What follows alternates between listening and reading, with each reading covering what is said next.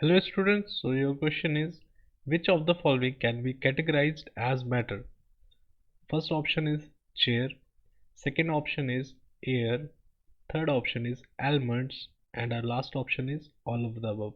So students, first of all, if we talk about chair, so students, as you can see here, chair is a wooden chair and it is solid in state, and solids have least interparticle space between their molecules, students. And matter is anything that occupies space and have mass. Okay students, so if we look at our first option, that is chair, and chair is a solid, so it has mass and also occupies space. Okay students, and if we see to our second option, air, students, so air is also a mixture of gases and it also occupies space and also have mass, so it is also eligible for the category of matter. Okay students, now if we talk about our third option, that is elements. Elements are also solid in nature, that also occupies space and also have mass. So that's why students, the correct answer of this question will be option number D, all of the above. So all of these options will be correct students, as